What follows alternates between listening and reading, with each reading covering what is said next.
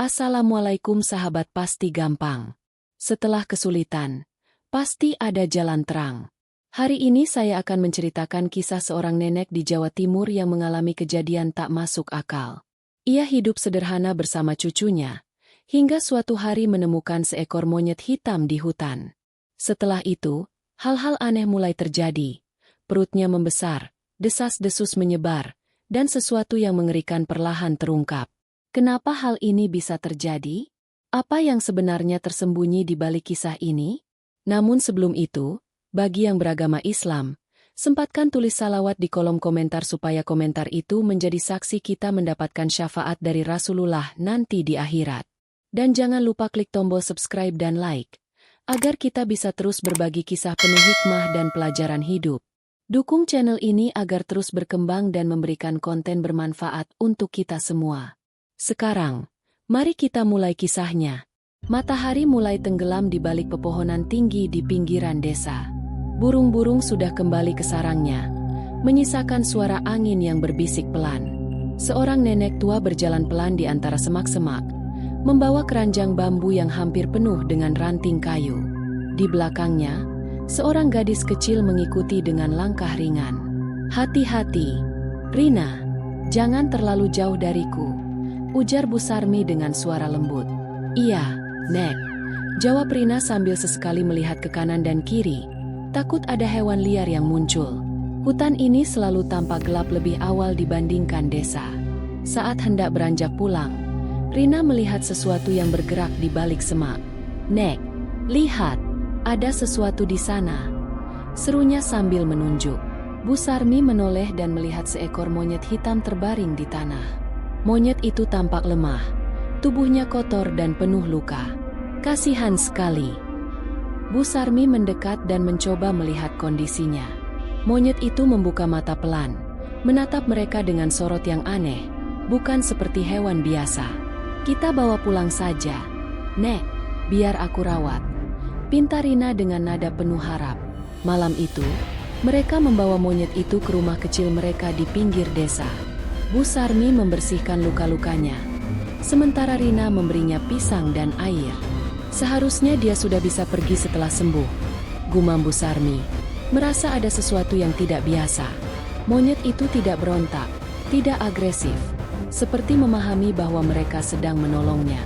Saat Bu Sarmi menatap matanya, ia merasa ada sesuatu yang tidak biasa dalam tatapan itu. Tapi ia mengabaikannya dan menganggapnya hanya perasaan aneh. Malam itu, suara angin terasa lebih kencang dari biasanya. Beberapa hari berlalu, monyet itu semakin pulih dan mulai berkeliaran di sekitar rumah. Rina semakin akrab dengannya, mengajaknya bermain di halaman. Namun, Bu Sarmi mulai merasakan sesuatu yang tidak biasa dalam tubuhnya. Ia merasa sering lelah, badannya terasa berat, dan perutnya mulai terasa aneh. Mungkin hanya masuk angin, pikirnya, mencoba mengabaikan rasa tidak nyaman itu. Tapi setiap malam, ia bermimpi aneh, bayangan gelap, suara bisikan, dan monyet yang menatapnya dalam kegelapan. Setiap kali ia bangun, tubuhnya terasa semakin lemah. Kabar bahwa Bu Sarmi memelihara seekor monyet mulai tersebar di desa. Beberapa warga tidak suka dan mulai berbicara di belakangnya. "Nenek tua itu sudah aneh sejak dulu, sekarang dia memelihara monyet pula," bisik seorang ibu-ibu di warung. "Aku pernah dengar mitos monyet dari hutan itu bukan hewan biasa," ujar yang lain. Suasana desa mulai terasa berbeda setiap kali Bu Sarmi keluar rumah. Orang-orang mulai menjauhi dan memandangnya dengan tatapan penuh kecurigaan. Tapi Bu Sarmi tetap menjalani hari-harinya seperti biasa, meskipun ia merasa ada sesuatu yang tidak beres.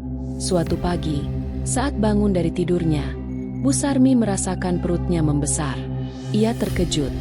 Tangannya gemetar saat menyentuh perutnya yang terasa lebih berat dari biasanya. "Ini tidak mungkin," gumamnya dengan suara bergetar. Ia tidak pernah menikah lagi setelah suaminya meninggal.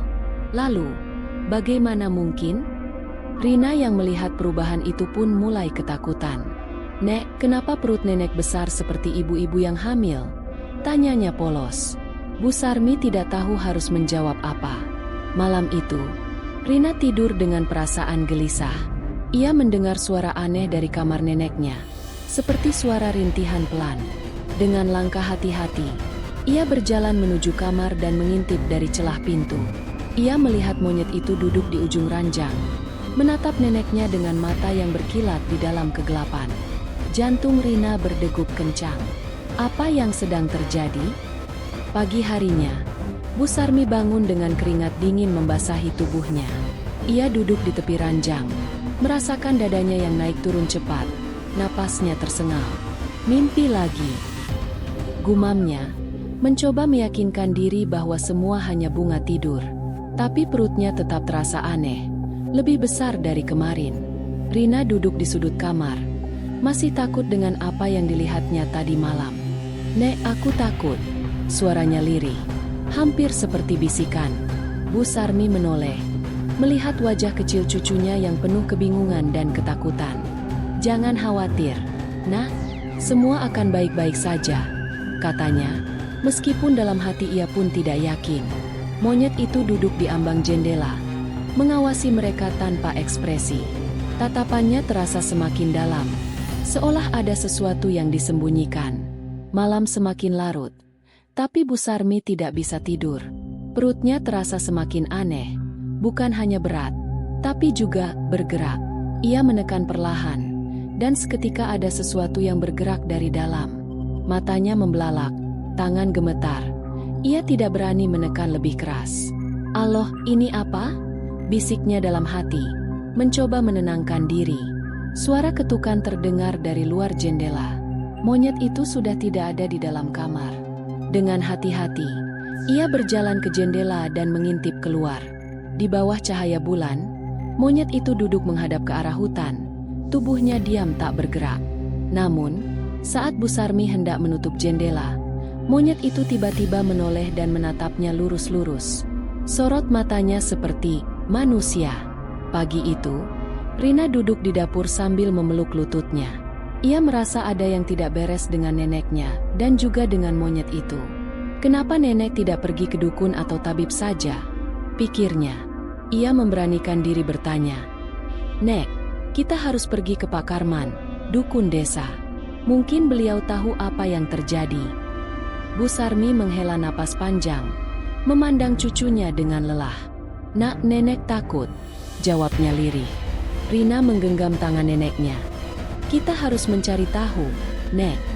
Monyet itu masih duduk di pojokan, diam, tetapi seolah mendengarkan setiap kata yang mereka ucapkan. Seakan tidak ingin mereka pergi. Dengan langkah berat, Bu Sarmi dan Rina akhirnya menuju rumah dukun desa, Pak Karman.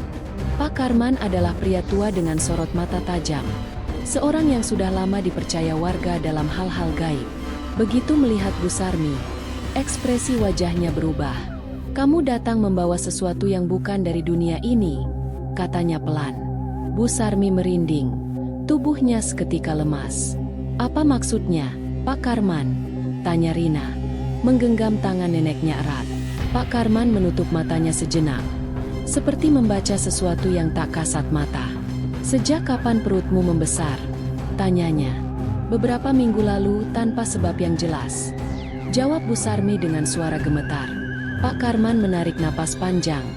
Wajahnya semakin serius. Monyet itu bukan monyet biasa. Ruangan tiba-tiba terasa lebih dingin, seolah ada sesuatu yang ikut hadir bersama mereka. Pak Karman mengambil segenggam beras dan menyebarkannya ke lantai, lalu membaca doa pelan. "Monyet itu berasal dari tempat yang tidak seharusnya disentuh manusia," katanya dengan nada rendah. Rina menelan ludah, bulu kuduknya meremang. "Apa maksudnya, Pak?" tanya Bu Sarmi dengan suara bergetar. Pak Karman menatap mereka, lalu berkata perlahan, "Ada kisah lama tentang makhluk yang bisa mengubah wujudnya menjadi hewan. Mereka mencari manusia untuk diikat dengan perjanjian yang tidak bisa dibatalkan. Dan biasanya, mereka memilih orang yang sendirian, atau yang memiliki hati yang terlalu lembut." Bu Sarmi tercekat. Ia mengingat kembali bagaimana ia menemukan monyet itu. Bagaimana tatapan matanya terasa begitu dalam sejak awal. "Jangan sampai terlambat," lanjut Pak Karman. "Kalian harus segera menyingkirkan monyet itu sebelum semuanya berubah menjadi lebih buruk." Dalam perjalanan pulang, Rina menggenggam tangan neneknya lebih erat.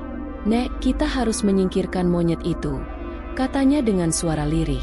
Bu Sarmi menoleh ke arah cucunya. Hatinya terasa berat. Sejak suaminya meninggal, ia selalu merasa kesepian. Kehadiran monyet itu, entah bagaimana, membuatnya merasa tidak sendiri lagi. "Tapi dia tidak berbuat jahat pada kita, Rina," ucapnya pelan. Rina menggeleng. Air matanya mulai menggenang. "Nek, aku takut sesuatu yang buruk akan terjadi," katanya sambil memeluk neneknya erat. Bu Sarmi menghela napas panjang, lalu mengangguk. "Baiklah, kita akan melepasnya kembali ke hutan," katanya akhirnya. Tapi di dalam hatinya, ada perasaan aneh yang sulit ia jelaskan. Malam itu, sebelum tidur, Bu Sarmi duduk di tepi ranjang, mengamati monyet yang sedang meringkuk di pojok kamar. Tatapan monyet itu terasa lebih manusiawi dari sebelumnya. "Maafkan aku, besok aku harus melepasmu," bisik Bu Sarmi, seolah mengerti. Monyet itu menatapnya dengan mata yang sedih. Saat malam semakin larut, angin berhembus kencang di luar jendela. Rina tertidur lelap di kamar sebelah, tetapi Bu Sarmi merasa sulit untuk memejamkan mata. Tepat saat ia hendak tidur, suara bisikan terdengar di dalam kamarnya. "Jangan tinggalkan aku." Jantungnya berdegup kencang. Ia menoleh, tapi tidak ada siapa-siapa. Ia merinding, tetapi tidak berani bergerak. Dan saat ia menutup mata lagi, ia merasakan sesuatu menyentuh tangannya. Bulu lembut dingin. Monyet itu sedang duduk di sampingnya, menatapnya. Bu Sarmi terbangun dengan keringat dingin membasahi dahinya. Cahaya bulan yang menembus celah jendela membuat bayangan monyet itu terlihat jelas di dinding. Ia masih duduk di samping ranjang, menatapnya tanpa berkedip. "Pergilah tidur," bisik Bu Sarmi dengan suara gemetar. Tapi monyet itu tidak bergerak, hanya menatap dengan mata yang terlihat semakin menyeramkan. "Jangan tinggalkan aku." Suara itu kembali terdengar, bukan dari luar, bukan dari angin, tetapi dari dalam pikirannya. Bu Sarmi merasakan bulu kuduknya berdiri, tubuhnya kaku, tidak bisa bergerak. Ia ingin berteriak, tapi suaranya tertahan di tenggorokan. Monyet itu bukan monyet biasa, tapi sudah terlambat untuk menyadarinya. Pagi harinya, Bu Sarmi bangun dengan rasa nyeri yang luar biasa di perutnya. Ia meraba perutnya, dan terkejut saat merasakan betapa besarnya perutnya sekarang. Seperti seorang wanita yang sedang hamil tua. "Ini tidak mungkin," bisiknya. Wajahnya memucat. Rina yang baru bangun langsung menjerit melihat perubahan drastis pada tubuh neneknya. "Nek, perut nenek, kenapa jadi sebesar ini?" Bu Sarmi tidak bisa menjawab. Monyet itu masih duduk di pojokan, tetapi kali ini tersenyum tipis, seakan mengetahui sesuatu yang tidak mereka ketahui. Berita tentang perubahan aneh pada Bu Sarmi mulai menyebar di desa. Warga mulai membicarakannya. Beberapa bahkan takut untuk mendekati rumahnya. "Aku sudah bilang, monyet itu bukan hewan biasa," ujar salah seorang warga. Bu Sarmi terkena kutukan. "Kita harus melakukan sesuatu sebelum desa ini terkena bala," teriak yang lain. Pak Karman, dukun desa, akhirnya memutuskan untuk datang langsung ke rumah Bu Sarmi. "Aku harus melihat sendiri apa yang terjadi," katanya. Beberapa warga mengikutinya dari belakang, dengan wajah penuh kekhawatiran. Bu Sarmi duduk di kursi tua di ruang tamu, menunggu kedatangan Pak Karman.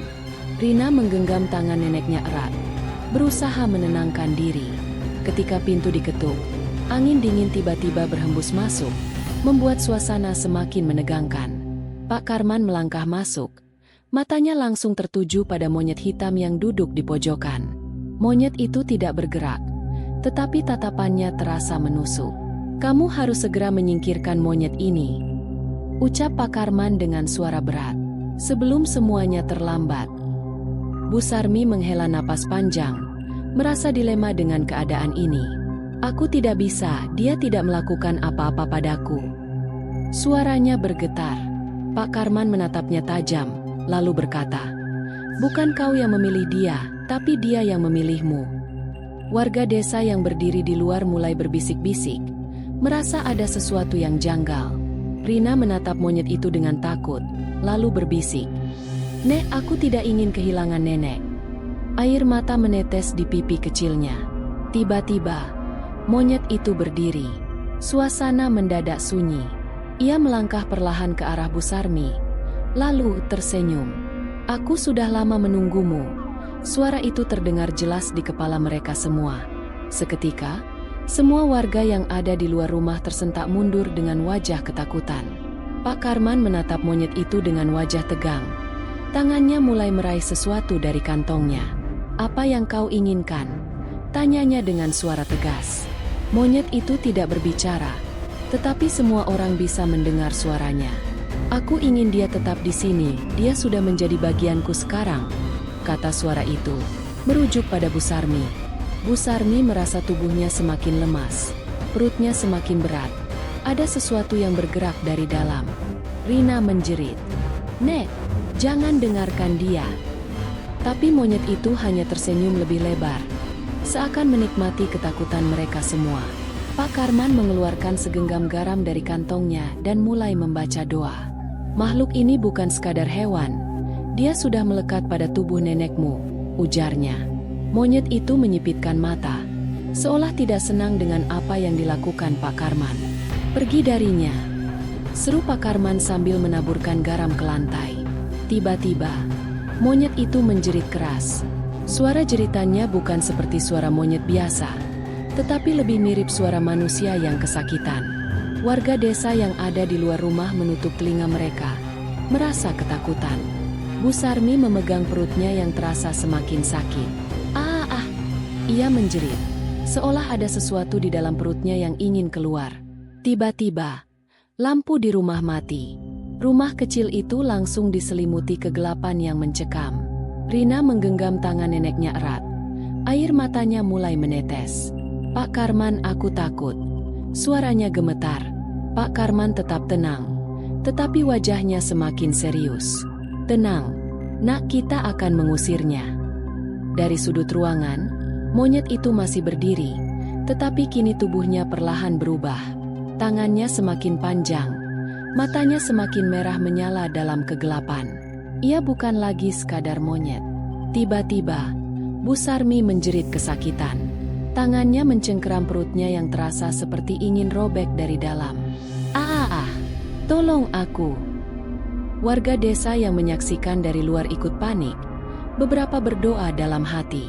Pak Karman segera merapal doa dengan suara yang lebih keras. Monyet itu melangkah mundur. Ekspresinya berubah menjadi marah. "Dia sudah menjadi milikku. Kalian tidak bisa mengambilnya." Tiba-tiba, sesuatu yang mengerikan terjadi. Dari dalam perut Bu Sarmi, sesuatu bergerak keluar. Matanya merah, tangannya kecil. Tetapi ia bukan bayi manusia. Semua orang terpaku, tidak percaya dengan apa yang baru saja mereka lihat. Bu Sarmi terbaring lemas, napasnya tersengal, keringat membasahi tubuhnya. Di pelukannya, tergeletak sesosok bayi yang baru lahir. Tapi bayi itu bukan manusia biasa. Matanya merah menyala, kulitnya pucat dengan bulu tipis di beberapa bagian tubuhnya. Tangannya lebih panjang dari bayi biasa. Jari-jarinya kecil namun tajam. Semua warga desa yang melihatnya langsung mundur ketakutan. "Astagfirullah, ini apa?" bisik seorang ibu-ibu sambil menutup mulutnya. Pak Karman menatap bayi itu dengan wajah tegang. Monyet itu tersenyum. Seketika, monyet itu melompat ke jendela dan menghilang ke dalam kegelapan. Warga desa yang ketakutan langsung berlarian mundur. Beberapa bahkan menjerit, "Kita harus menghancurkan bayi itu," seru seorang pria dengan suara penuh kepanikan.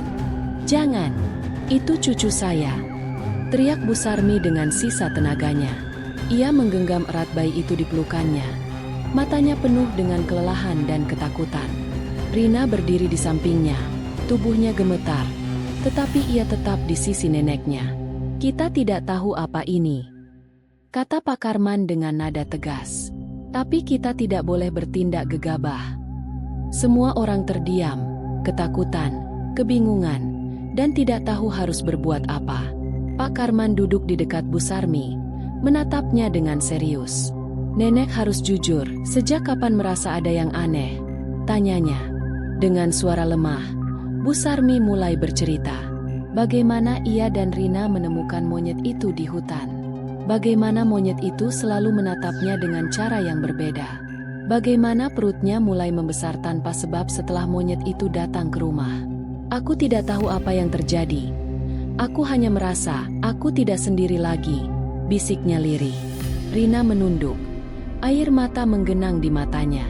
Ia tahu, neneknya tidak pernah benar-benar bahagia sejak kehilangan kakeknya.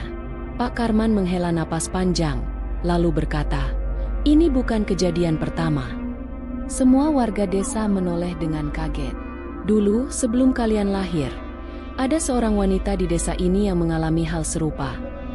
Dia hamil, tapi bukan dari manusia. Dia juga menemukan seekor monyet di hutan dan setelah itu, semuanya berubah." Warga desa mulai berbisik-bisik dengan wajah ketakutan. "Apa yang terjadi pada wanita itu?" tanya seorang pria dengan suara gemetar. Pak Karman menatap bayi di pelukan Bu Sarmi. Anaknya tidak pernah tumbuh seperti manusia biasa.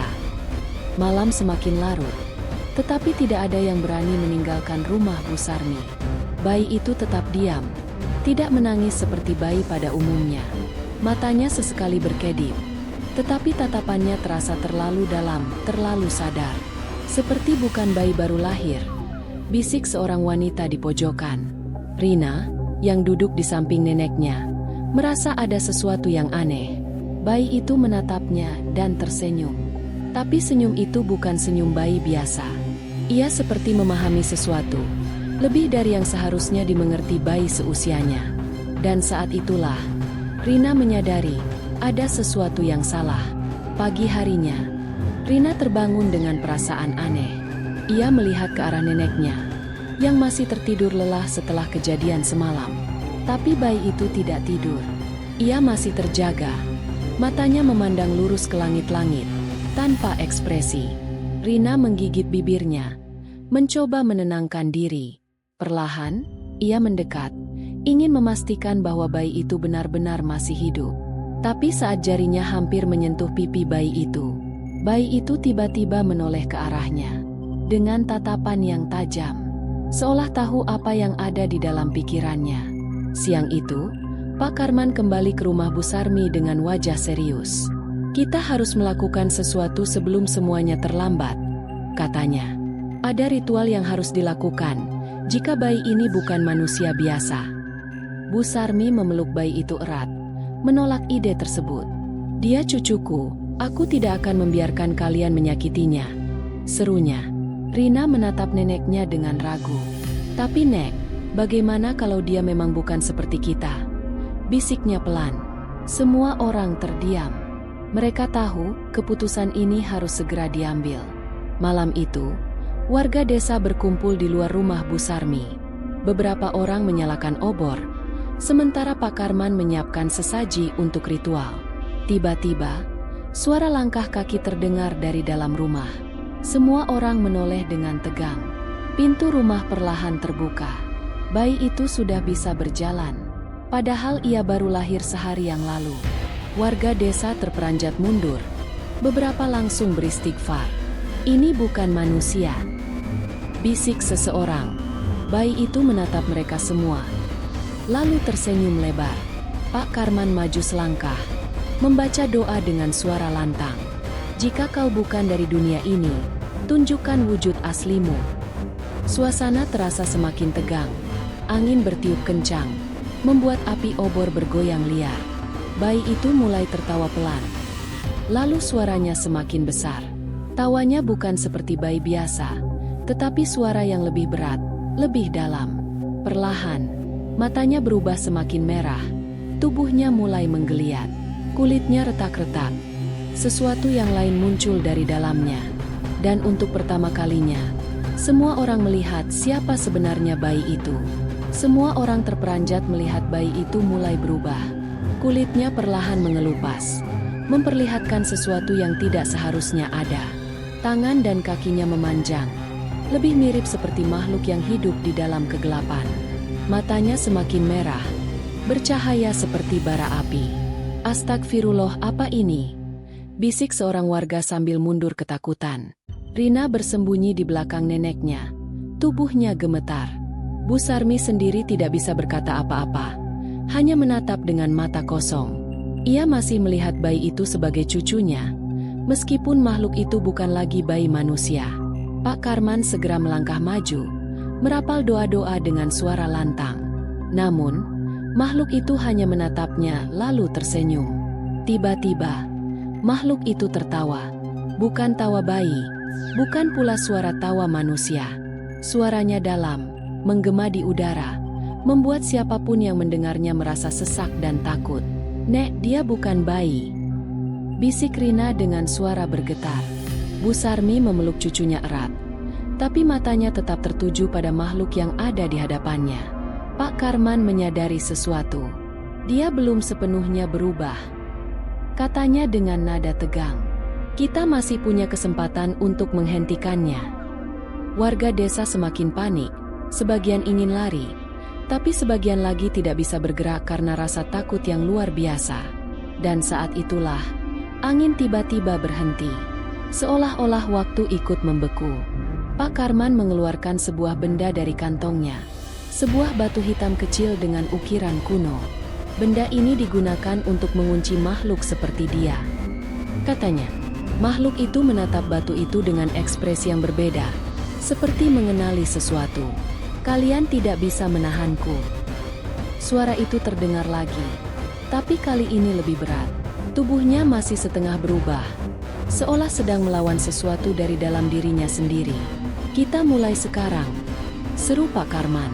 Ia segera menaburkan garam ke tanah, membentuk lingkaran perlindungan di sekeliling Bu Sarmi dan Rina. Makhluk itu mencoba melangkah maju, tapi terhenti tepat di tepian lingkaran. Ia tidak bisa masuk. Makhluk itu menggeram keras. Suaranya memenuhi seluruh desa. Tanah bergetar. Api dari obor warga berkedip-kedip seakan-akan padam. "Ini belum selesai," ucapnya dengan suara yang tajam. "Aku sudah dipilih, aku bagian dari darahnya." Semua mata tertuju pada Bu Sarmi. Wanita tua itu masih diam. Wajahnya penuh dengan konflik dan kebingungan.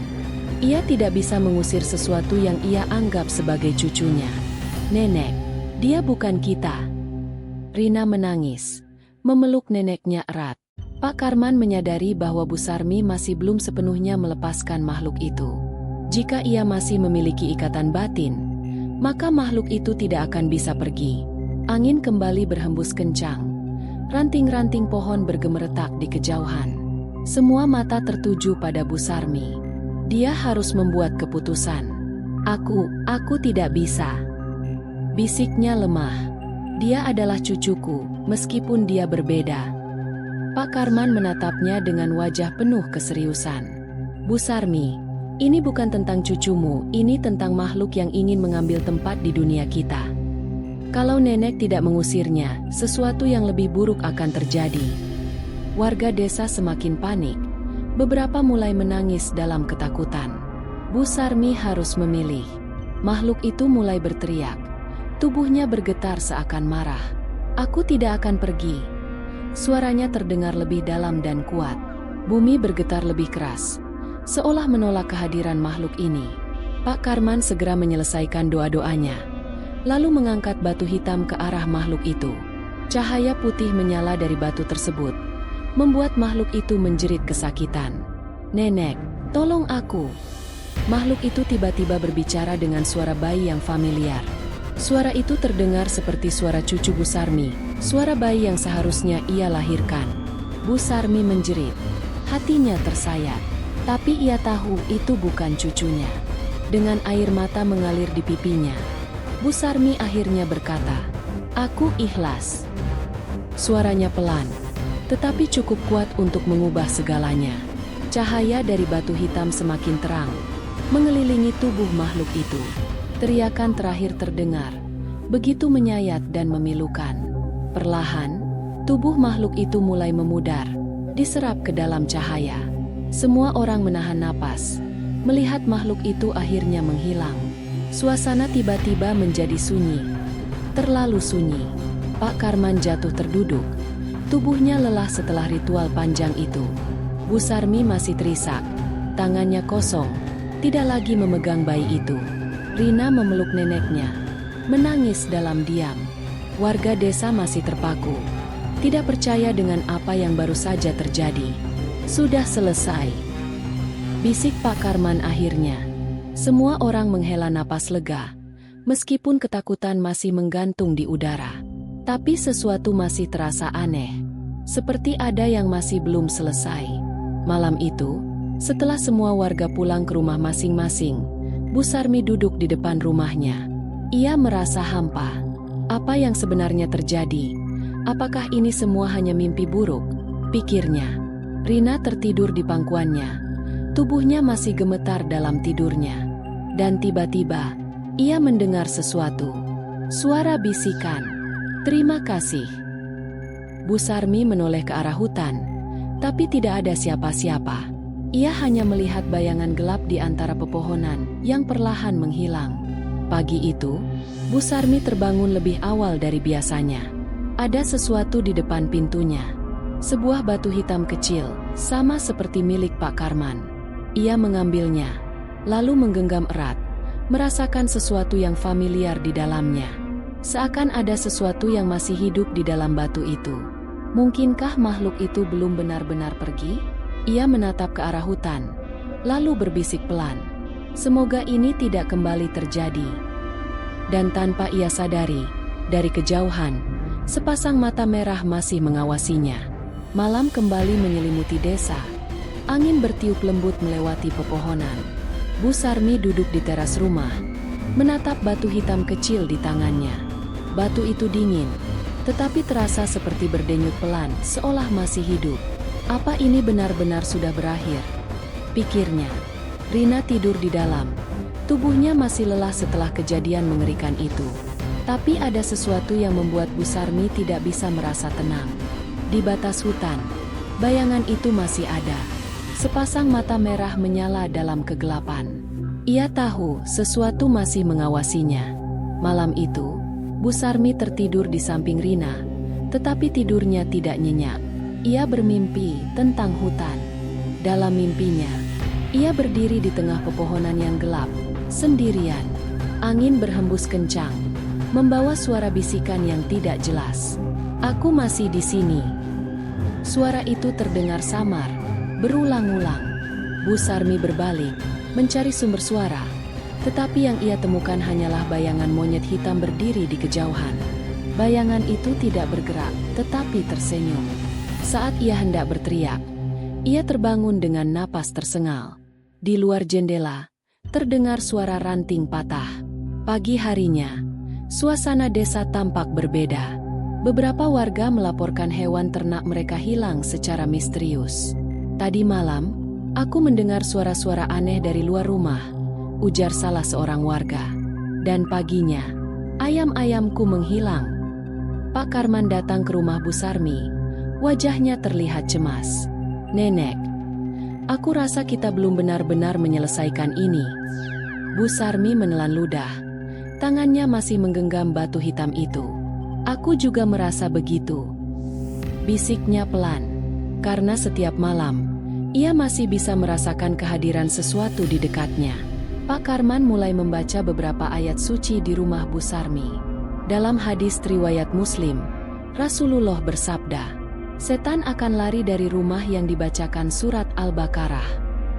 Ia meminta Bu Sarmi dan Rina untuk membaca ayat suci setiap malam sebagai perlindungan.